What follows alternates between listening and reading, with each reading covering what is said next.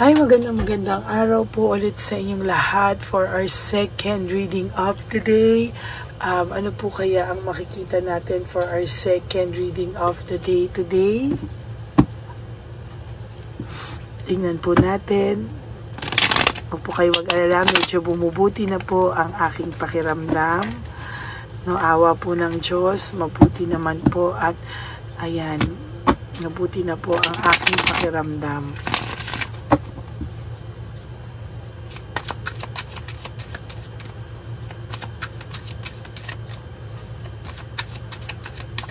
Parasahin lang po natin mabuti. No, sana po ay napanood nyo na po yung first, second, third, and bonus kagabi. No, may bonus pa po ako kagabi. And yung first reading kanina. No, sana po ay mapanood nyo po lahat yan para po makita nyo po, no, ang first, second reading of the day.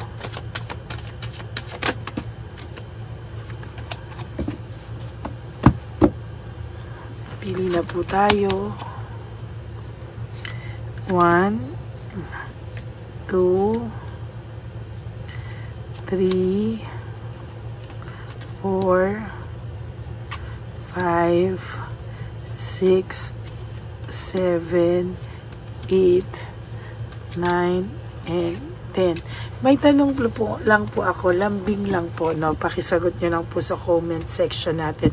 Pag po ba wala pa po akong reading, namimiss nyo na po ba ako? Namimiss nyo po ba yung mga readings ko kapag medyo hindi ako nakakapag-reading? Wala lang po, masama kasi po yung pakiramdam ko, no? Kaya naghahanap lang po ako ng lambing, yan. Parang ano po pakiramdam nyo pag matagal na po akong wala pa pong reading? Gusto ko lang pong marinig at mabasa sa comment section dito. Kung pwede lang pong pakisagot, kasi wala lang po, gusto ko lang po maglambing sa inyo. Ano po yung totoong pakiramdam nyo kapag wala po, ano po ang ginagawa nyo pag wala pa po akong reading of the day? Yan.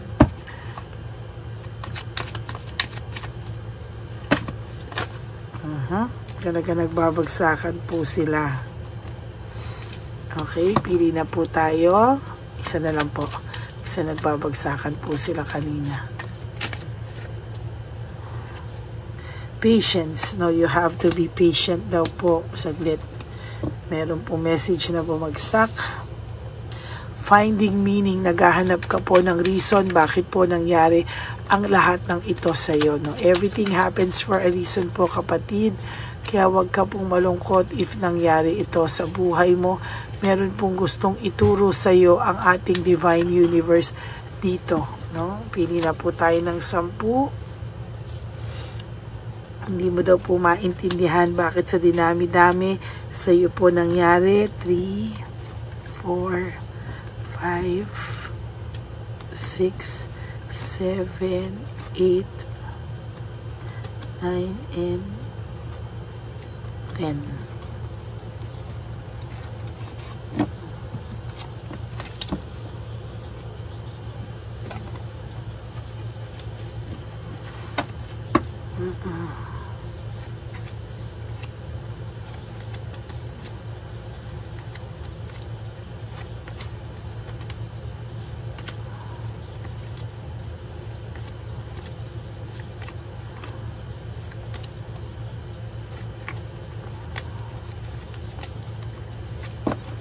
Okay.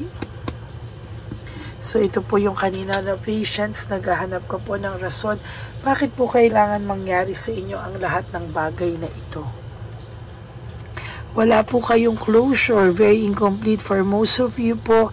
Ginosting ka po ng iyong person at ikaw po ay hiniwalayan ng ganon-ganon lang ng iyong person. Ano? Sa totoo lang po, sa nakikita ko po sa inyo dito ay kahit pong nakikita ko po dito na kayo po ay ginosting, no? Or yung reason po ng pakikipaghiwalay sa inyo ay very, very hindi po yon ang totoong dahilan, no? Ina-isolate po ng person nyo ngayon ang sarili niya, no? Ayaw niya po ditong makita, ayaw niya pong maramdaman ng mga tao na affected po siya sa inyong paghihiwalay, no? Parang gusto niya pong makita ng mga tao na okay lang siya at wala po siyang ibang wala po siyang ibang pakiramdam, ano, kumbaga sa ano is manhid po ang pakiramdam ng taong ito.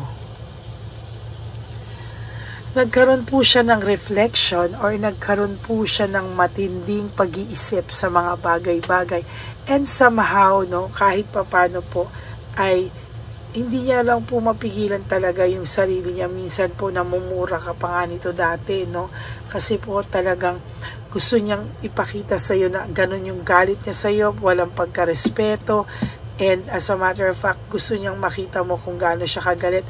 Pero sa totoo lang po ay talagang nakakapag-isip din naman siya at bumabalik siya sa ulirat na hindi mo deserve yung mga ganon.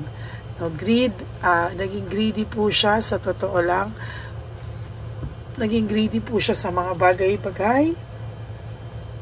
Hindi niya po alam kung hanggang kailan siya magiging ganito o hanggang kailan po tatanim sa kanya yung mga ganitong nasa isipan niya, nasa puso niya.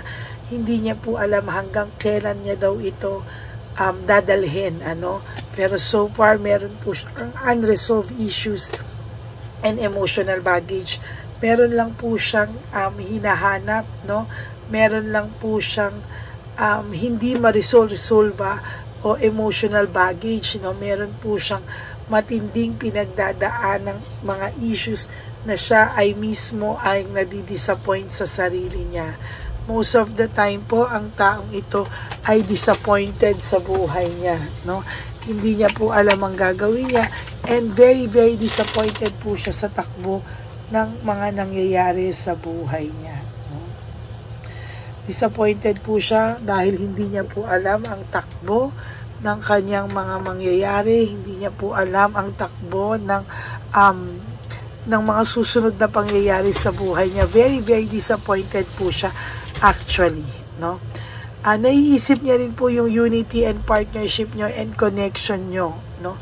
As a matter of fact, hindi niya po alam kung ano yung gagawin niya pag naiisip ka po niya, no. Nasasaktan siya, nahihirapan siya, pero po mataas pa rin po ang ego and pride ng taong ito, no. Nagtatago po siya sa pride and ego niya. Hindi niya na po alam kung ano po ang gagawin niyang susunod dito, no. Sa totoo lang po, leaving home, moving forward, akala niya po talaga magiging masaya siya sa pag-alis niya sa buhay mo. Ang hindi niya po talaga inakala, no, ay yung magkakaroon siya ng disappointment, maiisip ka pa din niya, no, isolate niya yung sarili niya at mag-iisip siya na mag-iisip sa'yo at magkakaroon po siya ng napakaraming unresolved issues and emotional baggage, ano. Sa totoo lang po, pagka ganito na po ang kanyang nakikita, nararamdaman, naiiyak din po ito, no. Kung akala mo po bato tong taong to, may pagka malambot din po ito sa loob niya, no. Hindi naman po siya ganun katigas, no. Hindi niya lang po pinapakita sa iyo yung soft side niya sa mga oras na ito, no. Parang ayaw niya pong makikitaan mo siya ng kahinaan. Hindi naman siya bato. Ayaw niya lang makita mo yung kahinaan niya.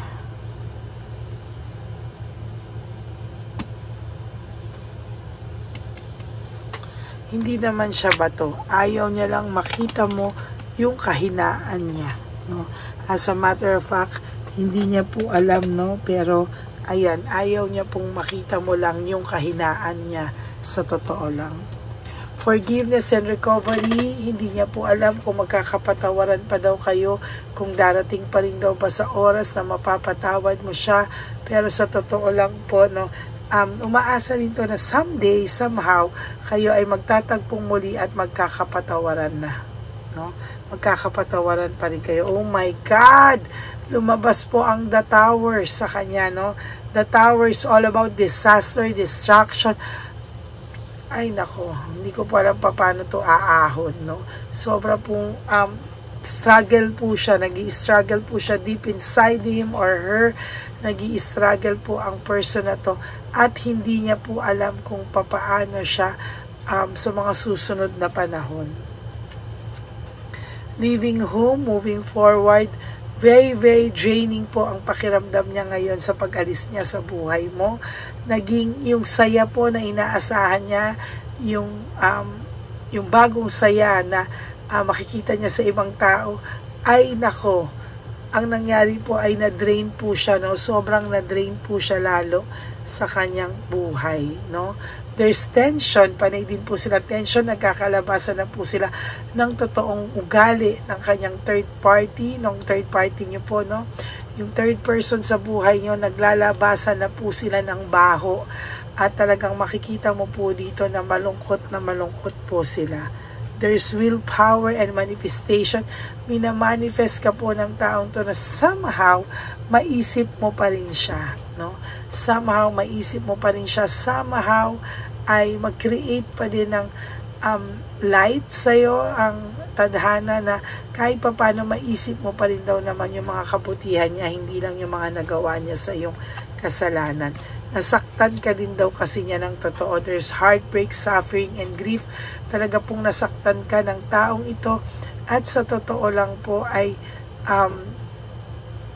hindi niya po alam hanggang kailan niya dadalhin yung mga sakit na nabigay niya sa iyo, and talagang sa kanya po ay hirap na hirap din po siya paano niya po babawiin yung mga salitang nabitawan niya sa iyo, mga mura, sakit, insulto, yung pagiging rude. Hindi niya po alam kung papaano, no? Nadi-discourage din po siya, no? Knowing that nasaktan ka po nito ng sobra at wala rin po siyang guts, no? Wala rin po siya talagang guts na ayusin ito sa totoo lang sa ngayon, no? Very greedy, no? Greedy and possessive siya sa buhay na nabigay niya sa iyo, sa sakit na nabigay niya sa iyo. Sa totoo lang po, he is sorry but he's not sorry. Gets mo yun? Ibig po sabihin, sorry po siya deep inside pero hindi po siya magsusorry sa iyo sa tindi po ng sakit na naramdaman niya. No direction, very unpredictable. Yan po ang nakikita ko sa baraha. Wala pong direksyon ng papatunguhan ang buhay nito sa mga susunod na panahon, and very unpredictable po ang sitwasyon niya, no? Lagi pong lumalabas tong yung pag-alis niya, leaving home, leaving home, leaving home. Nakikita ko po talaga pong nagsisi siya. Hindi po siya bato, hindi po siya sobrang happy na nangyari ito. Hindi rin naman po siya proud na ganito yung nangyari sa inyo. Pero hindi niya po napigil, no? Talagang umalis siya at sinaktan ka niya. At nung bandang huli po nakita niya at na-realize niya na lahat po ng nangyari at sa pag-iwan niya sa iyo ay panay bad luck at wala siyang control sa malas na dumarating sa buhay niya. Lalo lang daw po siyang nasasaktan, patuloy po siyang nasasaktan at hindi po siya natatahimik, Nagkamali daw po siya sa iyo ng paghuhusga sa sitwasyon niyo. Parang nasaktan po siya ng sobra dahil sa ngayon po ay hindi siya mapakali, no? Nasasaktan na rin po ito ngayon at hindi niya po alam na it is dark without you pala, no? Ngayon po ay hinohold niya lang yung kanyang feelings sa'yo for the reason na hindi rin naman po siya aamin at hindi niya rin po sasabihin sa'yo lahat ng totoo, no? Wala rin po siyang guts sabihin sa'yo lahat ng totoo, no? Sinabi lang po niya na nilet go ka daw niya. Yun na lang iniisip niya sa pag-alis niya sa buhay mo, na nilet go ka niya because kailangan niya raw hanapin yung sarili niya. Kailangan niyang alamin kung ano man lahat yung nag-urge sa kanya, no? Ayan yun. Hindi rin naman po siya makalapit sa iyo sa ngayon, no? Alam niya po na malaki ang ginawa niyang kasalanan sa iyo, kaya hindi niya po ikaw mabalikan-balikan kahit na your last card is life without you is hopeless, dark, and depressing. I miss your life. Nadidepress din po ito at namimiss ka po niya. Kaya kung akala mo po bato to at matigas, ayaw niya lang po makita mo yung kahinaan niya. That's it for your second reading of the day. I hope na may nakuha po kayo out of this message sa ating araw na to, and sana po ay nakakita kayo ng mensahe na para sa inyo dito sa ating reading of the day. Again, I have a question doon po sa una, sana po ay sagutin niyo po, no?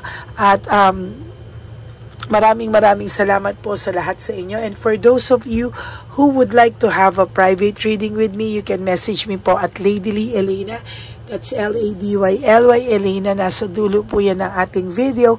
Diyan nyo lang po ako makokontak. That's my only official and legit FB account. Ayan, maraming salamat po sa inyong lahat. And for those of you who will give me a super thanks for this video, I would really love and be grateful, lalo na po na nalalapit na po ang ating One Love a Day on September 14. Mapapanood nyo po lahat yan on September 15. Pagka-edit po, ilalabas ko po yan. Maraming salamat po sa inyong lahat, and I hope na wag po kayong malulungkot sa araw na to. Please, no skipping of ads po. Tulong nyo na po yan sa ating channel.